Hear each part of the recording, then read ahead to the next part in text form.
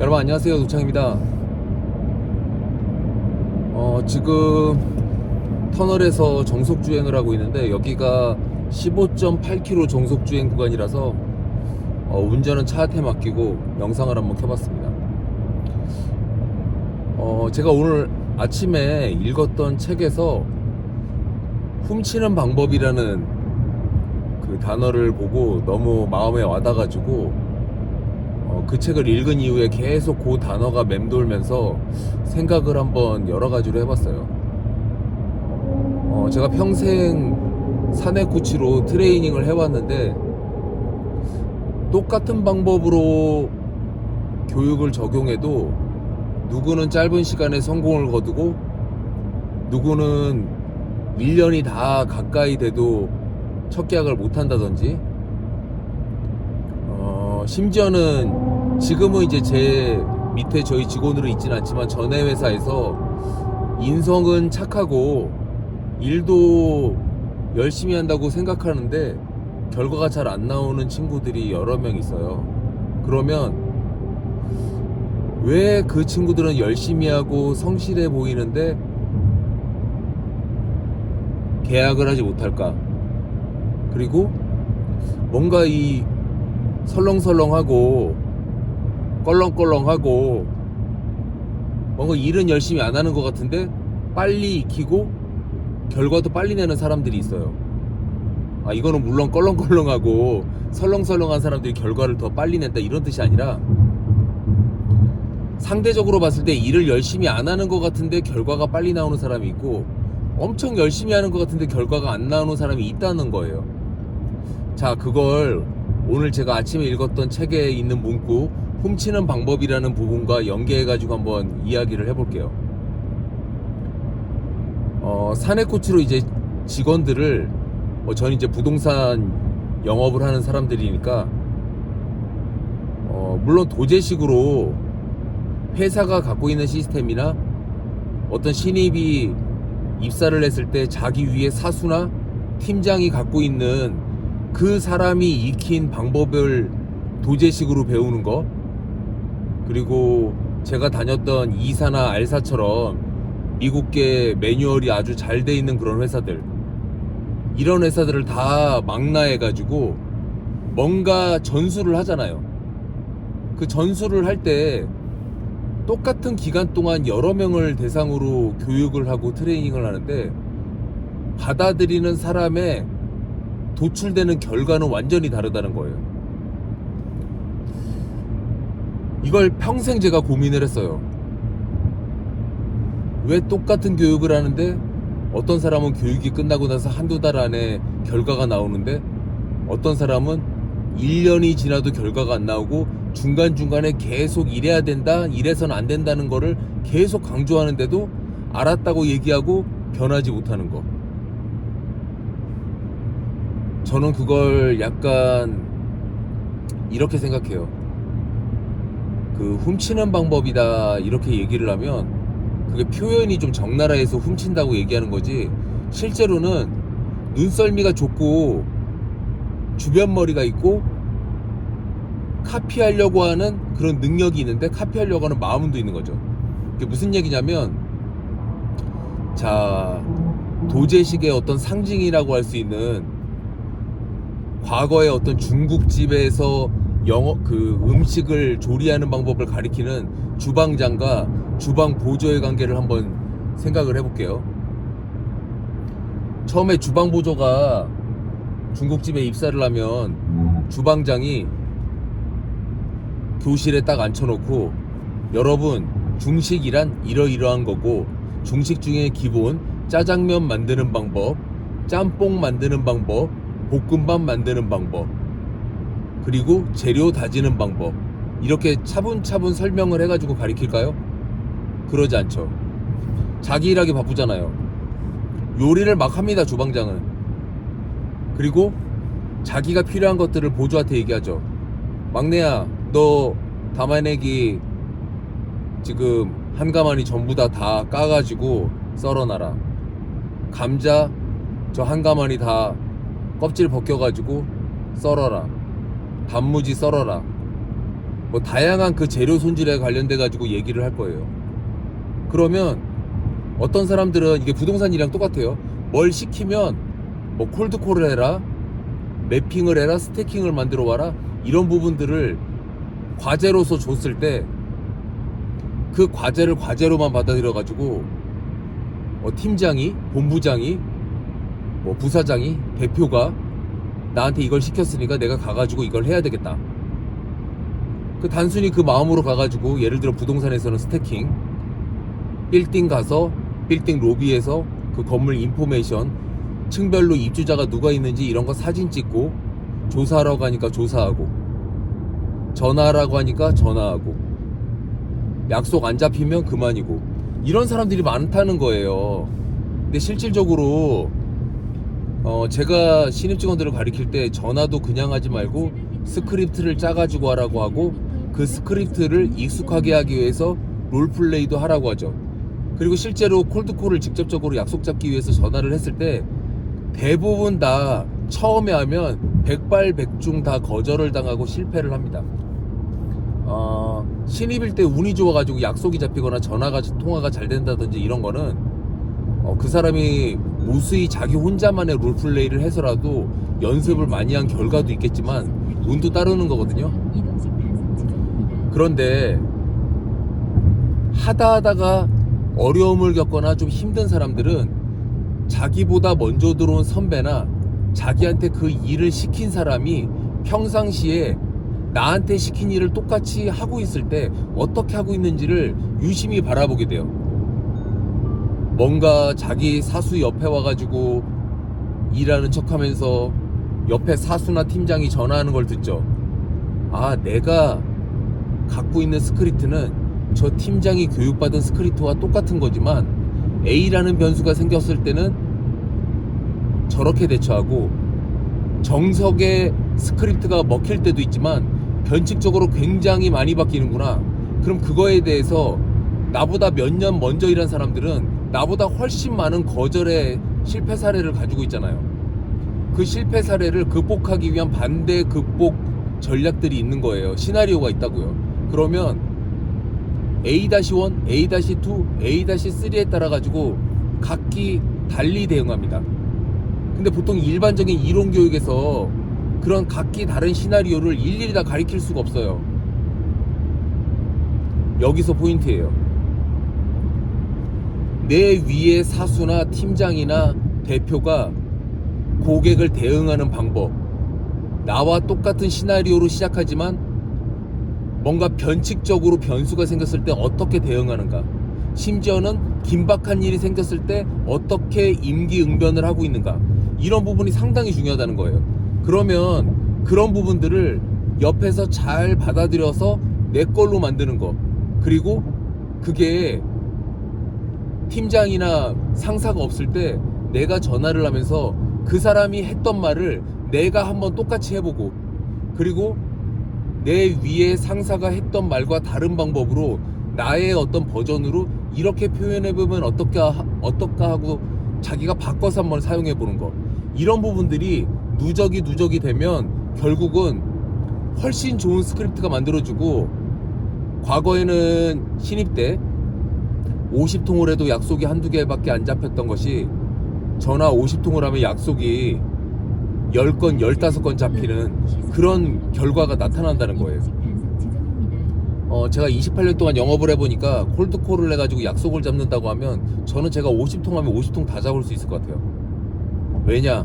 목적이 상품 판매가 아니라 약속을 잡는 거면 어떻게든 그 고객과 전화 통화를 했을 때 저도 기본적인 스크립트를 쓰지만 그 사람이 어떻게 나오느냐에 따라서 제가 50가지 버전으로 대응할 수 있기 때문이에요. 신입들이 그 50가지 버전으로 대처할 수 없잖아요. 그러면 기본 스크립트를 충실히 연습하고 그 변수를 사용하고 있는 선배들의 모습을 유심히 관찰하면서 빨리빨리 훔쳐내야죠. 훔쳐낸 거 몰래 써보고, 그래야 내가 실력이 늘 수 있는 거예요. 다시 짜장면집으로 돌아가가지고, 어떤 사람은 주방장이 감자를 썰으라고 하면 감자만 썰어요. 너무 지겹죠. 그래서 주방장한테 얘기합니다. 주방장님, 저 언제까지 이 짓을 해야 됩니까? 주방장이 뭐라고 대답하겠어요? 자기 요리하고 있던 그 중국 음식 만들 때 쓰던 거 웍이라고 하죠. 그 웍으로 때리려고 할 거예요. 야, 우리 때는 말이야, 한 달 동안 감자만 깠어. 시키는 대로 하지 무슨 말이 많어. 이렇게 얘기할 가능성이 높죠. 근데 어떤 사람은 그런 얘기를 듣고, 아, 한 달 동안 감자만 까야 되는구나 생각을 하고 감자만 충실히 까고, 그 다음에는 양파를 까야 되는구나 생각하고 양파를 열심히 까고, 세월이 점점 흘러가지고 상당히 많은 시간을 중국집 보조로 일했음에도 불구하고 볶음밥 한번 해보지 못하는 그런 사태에 이른다는 거예요. 요령이 있는 사람들은 감자를 까고 있는 동안도 감자만 무식하게 충실하게 까거나, 심지어는 그 감자도 충실하게 까지 않는 인간들, 그럼 뭐 더 이상 할 말이 없어요. 그냥 지쳐가지고 그 중국집 퇴사하겠죠.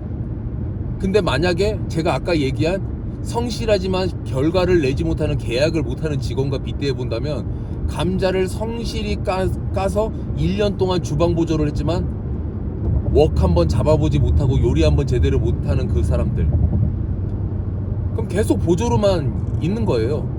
부동산 영업으로 따지면 계약 못하고 계속 회사만 왔다 갔다 하는 거예요. 또 그런 사람들이 졸라 열심히 일해요. 막 새벽에 7시 출근하고 맨날 7시 출근해가지고 저녁 늦게까지 일하는 계약을 못해요. 그거 왜냐면 그 계약을 하는 거는 그 포인트가 따로 있는 거예요. 그러면 실제로 그 주방장이 요리를 하는 모습을 그 옆에서 감자 까면서 보잖아요. 그러면 아, 웍을 어떤 이 손의 스냅을 가지고 튕기는지, 여러분 그 불 위에, 화덕 위에다가 그 웍을 올려놓고 기름칠을 하고 어떻게 그 웍질을 하느냐에 따라 가지고 불향도 입힐 수 있고 음식에 빨리 익힐 수 있는 그 온도라든지 음식이 얼마나 그 제대로 익고, 이런 요리의 그 숙련도 같은 것들 있잖아요. 저도 그 요리 전문가가 아니니까 그걸 표현을 못 하겠는데, 별거 아닌 그 웍을 잡고 흔드는 그 웍질이 실제로는 그냥 되는 게 아니라 엄청난 노하우가 있는 거예요. 그러면 아, 주방장님이 허리를 몇 도로 해서 팔의 각도는 어떻게 해서 스윙을 어떻게 주는구나, 이런 부분들을 감자를 까면서 유심히 봐야죠. 그 유심히 보고 있는 와중에 내가 익숙해지진 않잖아요. 식당이 24시간 하는 건 아니기 때문에 주방장님도 퇴근을 합니다. 그 퇴근을 하고 나면 그 본인은 나머지 설거지도 하고 정리도 하고 이러다가 아무도 없는 그 주방에서 다시 불을 켜고 주방장님이 낮에 했었던 그 손의 스냅을 따라가지고 내가 볶음밥 해보는 거죠. 주방장님이 해줬던 볶음밥에 비해서 내가 한 볶음밥이 당연히 맛있을 수가 없죠. 눈에 보면, 우리가 유튜브 같은 데서 요리하는 걸 보면 되게 쉬워 보여도 그게 쉬운 게 아니란 말이에요. 그러면 저녁에 10번이고 20번이고 한 달이고 2달이고 볶음밥도 해보고 짬뽕도 해보고, 내가 만든 재료 가지고 주방장님이 어떻게 재료를 손에 남아서 그 담아가지고 집어넣어가지고 시간을 자기가 봤을 때 몇 도 정도에 몇 분 정도에 그 요리를 해가지고 완성시키는지, 이런 부분들을 자세히 관찰한 사람, 그 자세히 관찰한 다음에 그 요리를 실제 밤늦게 남아서 해보는 거예요. 부동산도 똑같아요. 똑같이 그렇게 반복해서 무한 반복해가지고 계속 해봅니다. 재밌는 거는 다 퇴근하고 없기 때문에 그 요리를 내가 연습하고 그게 한 달이 지나고 2달이 지나도 주방장님이나 중국집 사장님이 나의 행동을 모를 거라고 생각하죠? 그건 오산이에요. 다 알아요. 퇴근할 때 주방장님이 자기만의 어떤 재료 세팅 방식, 마무리하고 갔던 것과 조금 다르게 돼 있을 거란 말이에요. 그러면 좀 성격이 있는 사람들은 야, 내가 어저께 이렇게 세팅하고 간 거랑 왜 이렇게 바뀌어 있어? 이렇게 물어볼 수도 있고, 그럼 경우에 따라서 죄송합니다 주방장님, 제가 어저께 남아서 볶음밥을 좀 연습해봤습니다 라고라든지 뭐 짬뽕을 해봤습니다 라고 얘기를 했을 때 가르쳐주고 싶은 마음이 생기는 그런 주방장들은 기특한 마음을 가질 수도 있어요. 왜냐하면 보통 상사들은 부하 직원들이 열심히 하는 거에 대해서 탓하는 사람보다 귀엽게 생각하거나 열심히 한다고 칭찬해주는 사람이 더 많다고 저는 생각해요. 그러면 경우에 따라서 좀 한가한 시간에 기회를 주죠. 길동아, 내가 먹을 거라고 생각하고 네가 볶음밥 한번 나한테 해줘봐라. 그랬을 때 뭔가 이거는 면접 인터뷰처럼 기회가 생긴 거예요. 그러면 주방장님 앞에서 내가 한번 볶음밥 하게 되는 거죠. 주방장님이 한 것처럼 똑같이 맛있을 수는 없어요. 근데 재밌는 거는 그렇게 열심히 한 결과를 가지고 비슷하게 흉내를 냈을 때 완성도가 8, 90도에 도달해 있을 거란 말이에요. 그러면 주방장님이 딱 먹어보고 아, 이 녀석이 나름 노력을 했네. 하지만 내가 주방장으로서 갖고 있는 어떤 비밀의 필살기, 이런 거는 얘가 터득하지 못했구나. 이런 경우에 그 필살기를 터득하기 위해서 숙제를 내줄 수도 있고, 그 친구가 정말 열심히 하고 있는 모습이 갸륵해서 야, 이건 요런 재료를 더 내야 되는 거야 하면서 어떤 레시피인데 주방장만의 특별한 레시피를 가르쳐 줄 수도 있어요. 그럼 어떻게 돼요? 바로 카피되는 거잖아요. 그게 훔치는 방법이에요. 실제 흉내를 내는 것과 제대로 맛을 내는 거는 다르기 때문이에요. 제가 고등학교 다니고 그 미술하려고 제가 미술학원을 4년을 다니고 미대를 졸업하지 못했지만 미술을 4년을 했어요. 그러면 제가 압구정동 화실에서 그림을 막 그리고 있단 말이에요. 그 그림 그리고 있는 와중에 원장님이 딱 지나가시다가 창희야 일어나 봐라. 그 원장님이 잠깐 앉으셔가지고 한 2, 3분 정도 제가 하고 있었던 데생을 쓱쓱쓱쓱 봐주세요. 쓱쓱쓱쓱 봐주시다 보면은 저는 3시간 동안 그린 그림인데 원장님이 단지 한 2, 3분을 봐줬을 뿐인데 완성도가 엄청나게 높아져 있어요. 자, 그럼 제가 거기서 얻을 수 있는 건 뭐예요? 원장님이 A4 연필을 가지고 어떤 스냅을 주는지, 짧은 선과 긴 선을 어떻게 사용해 가지고 입체감을 주고, 또 그 입체감에 있어 가지고 보통 이렇게 저희가 석고대생을 하다 보면 그냥 단순하게 똑같이 그리는 게 아니라 사진보다 더 멋있게 그려지려면 빛이 받는 부분, 빛이 받지 않는 부분, 반사되는 부분, 이런 부분들을 굉장히 그 표현을 잘해야 된단 말이에요. 그럼 그런 것들이 제 입장에서는 굉장한 마스터인 저희 미술학원 원장님께서 앉으셔가지고 쓱쓱쓱쓱 해주면 바로 바뀌는 거예요. 그러면 저는 눈이 뭐 이렇게 레이저가 나오듯이 그걸 쳐다보면서 아, 원장님이 내가 사용하는 손의 스냅과 다르게 이렇게 하고 있고 저렇게 하고 있고, 이런 부분들을 제가 빨리 카피하려고 노력하죠. 그리고 원장님이 제 그림을 봐주시고 간 이후에 원장님이 했던 것처럼 하려고 계속 흉내를 내요. 그 흉내를 내다 보면 결국은 제가 긋는 선의 그 느낌이 제가 아까 원장님이 봐주기 전에 제가 그리고 있었던 모습과 달라진단 말이에요. 그런 부분들이 훔치는 부분이고, 그걸 창의에 앉아봐라. 그림이란, 부동산이란, 요리란 이런 거란다.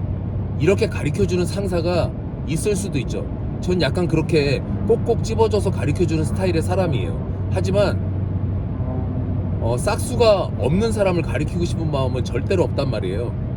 그래서 제가 일을 처음 배우시는 분들한테 제가 말씀드리고 싶고, 뭔가 나의 업무를 향상시키고 싶은 마음이 있는 분이라고 하면 제가 약간 이런 말씀을 드리고 싶어요. 이론적인 부분이나 기본적인 거를 배울 수 있는 곳은 회사도 여러 군데가 있고 학원이나 학교나 다양하게 있어요. 하지만 그 뭔가 마스터가 되기 위해서 그 90%에서 1%씩 올리기 위한 그 힘든 인고의 과정, 이 부분을 극복하려면 결국은 1등의 전략을, 1등이 사용하는 스킬을 내가 카피를 일단 해야 된다는 거예요. 카피해서 똑같아지고 나서 내가 그 사람을 뛰어넘을 수 있는 거지. 나보다 나은 사람을 카피조차 하지 않았는데 내가 그 사람을 넘어설 수 있다? 이거는 굉장히 건방진 거예요. 가끔가다 부동산 일과 관련돼서도 회사의 매뉴얼대로 제가 28년을 가르쳤는데 그 가르친 거에 대해서 항상 그걸 가르쳐준 대로 하질 않아요. 저는 믿음을 갖고 있어요. 가르쳐준 대로 하면 어느 정도 수준까지는 무조건 올라올 수 있게 돼 있어요. 예를 들어 가지고 부동산 일 하나도 안 했던 사람이 2-3개월 정도 이론 교육을 하면서 OJT를 했을 때 3개월 안에 엄청난 돈을 벌 수는 없지만 그 사람이 시작하자마자 365일 12달이 끝나는 그 마지막 달이 됐을 때는 1억 못 벌지는 않는다고 생각해요. 왜냐? 그 이상을 벌게끔 파밍을 시키고 일을 시키기 때문에. 근데 그 돈을 연말이 됐을 때 못 버는 사람이 허다해요. 그 이상을 버는 사람도 많고. 그 못 버는 사람은 왜 못 버는지를 제가 28년 동안 봐왔잖아요. 굉장히 단순해요. 하란 대로 하지를 않아요. 지 마음대로 해요. 왜냐면 그 마음대로 하는 거는 어떻게 보면 이런 거예요. 처음에 자기가 갖고 있던 어떤 자기의 습성을 버리고 하라는 대로 하면 무조건 좀 불편하거든요. 그 불편함을 받아들이기 위한 마음의 준비가 안 돼 있는 거예요. 그 불편함을 받아들이고 반복하고 힘든 걸 계속하고 싫은데 계속하고 이렇게 해야만 어느 정도 수준에 오를 수 있고, 그 어느 정도 수준에 오른 다음에 그 이상의 사람들이 하고 있는 모습들을 유심히 관찰하고 훔쳐내고 복사한 다음에 그 다음 내가 갖고 있는 나만의 장점을 접목시켰을 때 나의 것이 되는 거예요. 근데 나의 것을 처음부터 만들고자 자기가 어떤 그 업에서 자기보다 위에 단계에 있는 사람의 단계까지 가지도 못했는데 무조건 내 스타일을 고집한다? 무조건 실패하게 돼 있습니다. 그거는 중국집에서도 마찬가지고 부동산에서도 마찬가지예요. 그래서 제가 오늘 오전에 읽은 책을 읽고 운전하면서 길게 말씀을 드렸는데요. 요약해서 말씀을 드리겠습니다. 내가 어떤 일을 하든 간에 이론적인 거는 이제 뭐 유튜브 같은 것까지 포함해가지고 배울 수 있는 채널이 엄청나게 많아졌어요. 근데 볼 수 있는 것과 똑같이 흉내내서 할 수 있는 건 달라요. 그래서 이론적인 거를 배우면서 OJT라는 걸 하잖아요. 온더잡 트레이닝. 그 와중에 나보다 나은 사람, 나를 가르쳐주고 있는 사람을 유심히 관찰해야 돼요. 그 사람은 하루를 어떻게 보내나, 그 사람은 요리할 때 웍질을 어떻게 하나, 재료 손질을 어떻게 하나, 이런 부분들을 유심히 관찰하고 그걸 그 사람이 있을 때 가르쳐달라고 요구해도 좋고, 안 가르쳐주면 어쩔 수 없죠. 훔쳐야죠. 그 사람이 하는 거를 보면서 훔쳐야죠. 그리고 경우에 따라서 가르쳐주고 싶은 마음이 있어도 뭐 그거 가르쳐줬더니 또 뭐 내 시간만 낭비시키고, 그 사람은 무슨 유니세프도 아니잖아요. 그 가르쳐달라고 해서 가르쳐줬더니 뭐 그 병신처럼 못 견디고 그냥 한두 달 만에 그만두면 내가 그 사람 가르쳐준 시간은 어떻게 되는 거예요? 내 인생에서 그 시간은 돌아오지 않을 시간인데. 그래서 보통은 어떻게 하는지 지켜본 다음에 그 사람이 싹수가 있어야 보통은 도와주게 돼 있어요. 그래서 내가 어느 정도 최선을 다해보고 그 최선을 다한 상태에서 그 단계를 넘어서지 못할 때 그걸 가르쳐 줄 수 있는 사람한테 물어봅니다. 나 이만저만해서 이 정도까지 했는데 하면서 지금까지 했던 거를 보여줘요. 그러면서 다음 단계로 넘어가지 않는다. 이러면 기특하게 생각을 하고 가르쳐 줄 겁니다. 그리고 가르쳐 주지 않는다. 그러면 잘 관찰해서 훔치세요. 하지만 그 훔치고 있는 그 과정에서 훔침을 당하는 사람은 다 알아요. 그리고 알면서도 지켜보죠. 알면서도 지켜보다가 그 사람이 진짜 열심히 한다고 내 마음이 동할 때 불러서 그 필살기를 딱 가르쳐 주게 돼 있어요. 그러면 동등해지고 오히려 그 사람을 뛰어넘게 됩니다. 청출어람이라는 말이 그냥 나오는 건 아니잖아요. 그래서 여러분들께서 처음 일을 시작하실 때 언제 나는 저렇게 되는 거야 이렇게 생각하지 마시고 기본적인 거를 배운 다음에 무한반복하고 관찰하고 복사하고 복사 안 되면 훔치고 물어보고 욕먹고 가르쳐달라고 떼쓰고 따라하고 이런 과정을 통해 가지고 결국은 내 걸로 만드는 그런 과정을 여러분들께서 경험하시기를 바라면서 이야기 마치겠습니다.